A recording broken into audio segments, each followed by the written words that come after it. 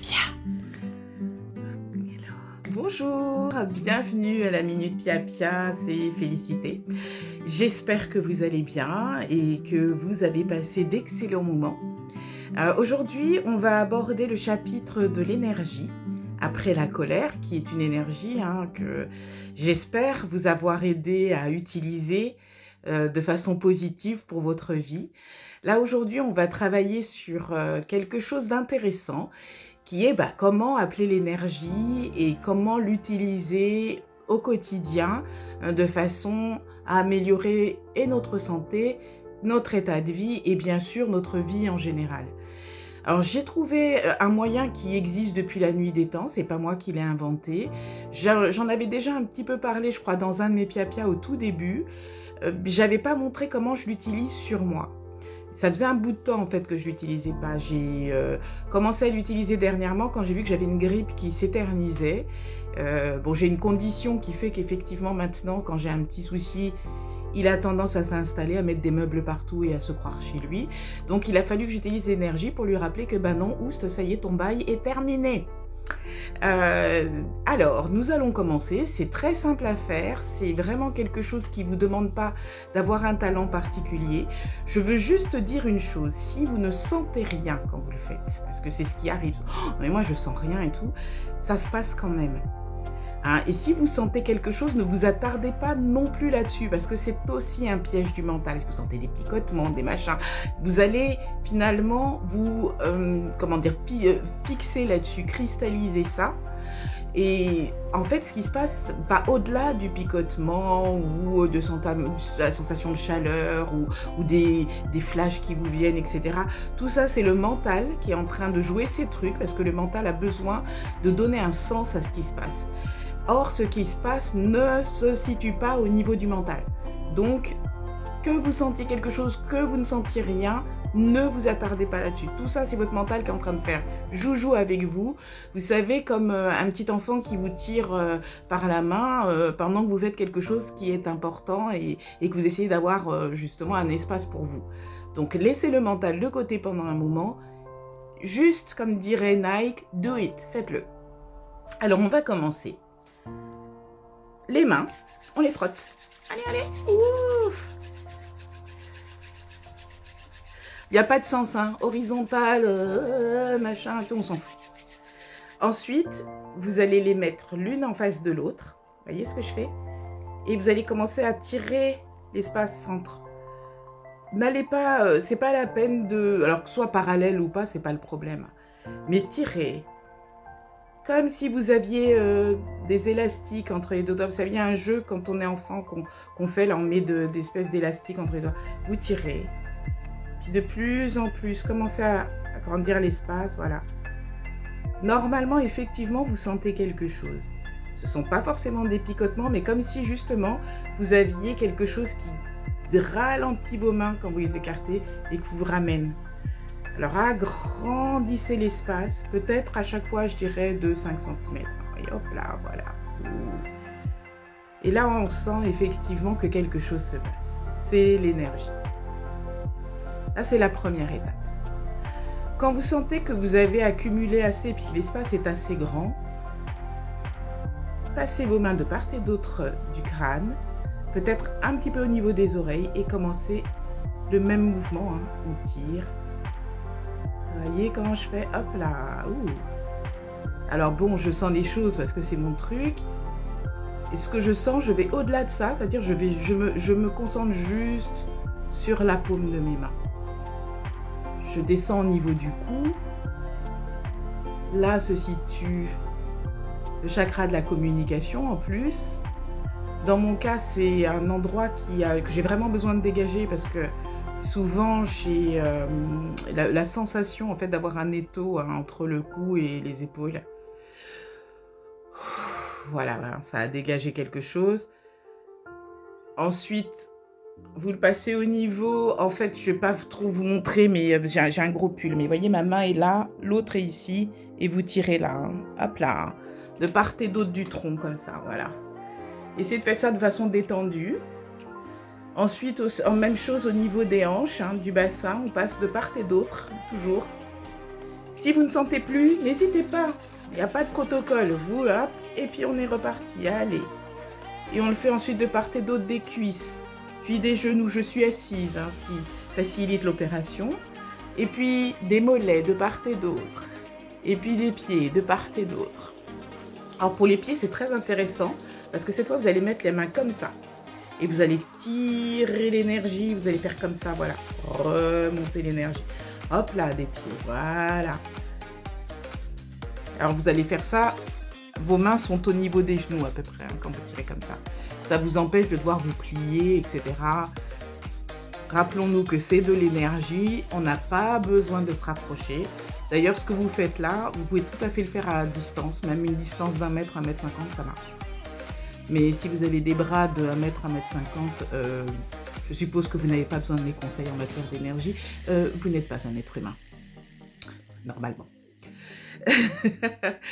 Ensuite, quand c'est fait au pied, je vous explique pourquoi c'est important. C'est que cette procédure au pied va vous permettre de vous ancrer. En quoi ça va être intéressant, l'ancrage? Eh bien, déjà, ça va vous aider au niveau physique. Hein, l'ancrage vous permet d'être davantage présent. Quelquefois, on prend du poids, tout simplement parce qu'on n'est pas ancré. Et qu'au niveau des énergies et de votre présence, votre corps va vouloir exister. Et dans ce cas-là, il va accumuler de l'énergie. Et la graisse, c'est une énergie qui est stockée, si vous voulez. Donc, si vous avez tendance à être quelqu'un qui n'est pas à l'aise dans la vie de tous les jours et qui a tendance à se réfugier dans ses rêveries, dans son mental, à ne pas être ancré, si vous voulez, le corps va vouloir exister. Donc, il va stocker de l'énergie sous la forme qu'il connaît, qui est de la graisse. Donc, souvent, vous allez prendre du poids. C'est aussi une façon que vous avez d'exister, d'être noté, notifié. C'est une énergie qui devient maintenant palpable, matérielle. Alors pour des gens qui sont en surpoids, ça peut être intéressant justement de travailler sur ce système-là d'ancrage parce que petit à petit, le message qui est envoyé est « je n'ai plus besoin de stocker cette énergie pour être, je suis ».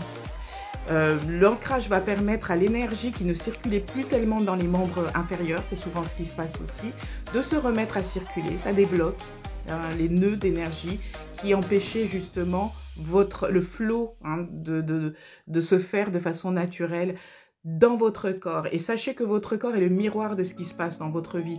Donc si vous avez tendance à être justement quelqu'un qui n'est pas dans son corps, qui ne l'habite pas, en provoquant le surpoids, vous allez être quelqu'un qui n'est pas tout à fait à l'aise dans sa vie et qui va provoquer aussi un stockage d'énergie dans sa vie. Alors comment ça va se passer? C'est pas en stockant de l'argent, c'est carrément l'inverse. C'est justement vous risquez de perdre au niveau matériel ou d'avoir des soucis au niveau de votre carrière ou au niveau de tout ce qui est le développement et l'accroissement de votre comptabilité sociale, on va dire. Donc, lorsque vous allez travailler sur l'enracinement, vous allez aussi travailler sur l'état de vos finances, votre carrière, votre position dans la vie et votre position dans la société. Parce que vous allez commencer à dire « j'existe » et si vous existez, vous allez de plus en plus affirmer votre valeur. Ça va se faire de façon totalement inconsciente. Donc, c'est pas la peine de placer votre mental là-dedans, comme je vous l'ai dit. En travaillant comme ça avec l'énergie, vous allez voir que le reste du monde va répondre à cette énergie qui dit « j'existe ». Est-ce que je peux donner un exemple? Oui. Est-ce que cet exemple, ça va être le mien? Non. Je vais vous donner l'exemple d'une copine. Donc là, on va pas parler de surpoids, on va parler de problèmes financiers. C'était une copine qui cherchait du travail depuis un moment et elle passait des entretiens, les entretiens n'aboutissaient pas. Donc au bout d'un moment, elle m'appelle, on en discute et je lui dis d'abord, est-ce que tu es prête pour ton travail? Et elle me dit, bah oui. Donc son boulot, c'est qu'elle travaille dans le domaine de la restauration. Donc je lui dis, donc tu as des tenues, elles sont prêtes, je vais te dire, voilà, tu as ta carte de transport, c'est prêt. Ce boulot-là se trouvait en région parisienne, etc. Donc tu as déjà prévu comment t'y rendre, tu sais qui va s'occuper des enfants. Et là, elle panique. Et je lui dis, bah, c'est ça qui se passe dans ta vie, c'est que tu cherches du travail parce qu'on te dit de chercher du travail, mais tout dans ta vie n'est absolument pas prêt pour ce travail. Alors vous allez me dire, quel est le rapport avec le racine? Bah, c'est ça, c'est qu'elle était absolument pas ancrée. Elle était complètement, si vous voulez, alors je vais essayer de ne pas employer un gros mot, mais déconnecté de ce qu'était son souhait. Son souhait, c'était pas forcément d'avoir ce boulot finalement. Son souhait, c'était d'avoir suffisamment de moyens pour prendre soin de ses enfants, etc. Est-ce qu'il fallait qu'elle aille à des kilomètres, etc. pour ça? Pas forcément. Elle le faisait parce qu'on lui avait dit que c'était ce qu'il fallait faire. Alors elle me dit, ouais, t'es marrante, toi, qu'est-ce que je peux faire? Alors je dis déjà, la première chose, c'est qu'il va falloir que tu sois honnête avec ce que tu veux. Donc dans ce cas-là, on se retrouve au niveau du racine, c'est-à-dire qu'il y a une cohésion entre ce qu'on est et ce qu'on veut projeter. Et à partir de ce moment-là, tu te prépares pour ça. Alors, elle qui était dans le domaine de la restauration, en fait, ce qui lui plaît, c'est surtout l'accueil. Elle a trouvé un travail d'un poste de... C'est pas vraiment d'hôtesse d'accueil parce que c'est une micro-entreprise où elle prend des rendez-vous. Elle a quand même tout un secteur où elle peut prendre des initiatives. Elle prend les rendez-vous, elle accueille les clients, voilà, elle fait des classements, etc. Il y a très peu d'employés, je crois qu'il y a une quinzaine d'employés. Elle y est très heureuse. Et surtout, le bonus, c'est à peine à 15 minutes de chez elle. Et elle n'a pas eu, si vous voulez, à sortir d'elle-même. Elle est arrivée avec sa propre énergie qu'elle revendiquait totalement, puisque maintenant, elle était en adéquation avec ce qu'elle était. Et elle a fait ce travail énergétique tous les jours pour justement liquider tout ce qui lui restait de « il faut, il y a qu'à » qu'elle a accumulé pendant des années, qu'on accumule tous, hein. Il faut, il y a qu'à, tu devrais ci, tu devrais ça. Elle a dégagé tout ça. J'ai plus de nouvelles depuis, mais je pense que si j'ai pas de nouvelles, c'est justement que les choses se passent très très bien. Et j'en suis ravie. Mais ce que je veux dire par là, c'est quand vous faites ce travail énergétique, en tant qu'être humain, surtout quand on a des soucis, que ce soit de poids, de souffle, ou que ce soit d'argent, ben vous allez me croire ou pas, mais c'est souvent lié d'une certaine manière avec le sens que nous avons de notre valeur.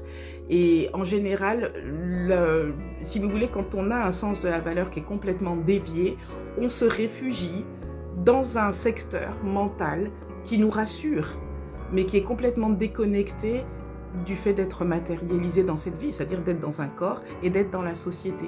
Alors on va se réfugier dans la nourriture, dans certains plaisirs rassurants qui étaient liés plutôt à notre statut en tant qu'enfant. Mais maintenant nous sommes des adultes, alors on essaye de se prendre en main, vous voyez ce que je veux dire? Mais on peut le faire joyeusement. Si vous faites ça, ça va se faire naturellement.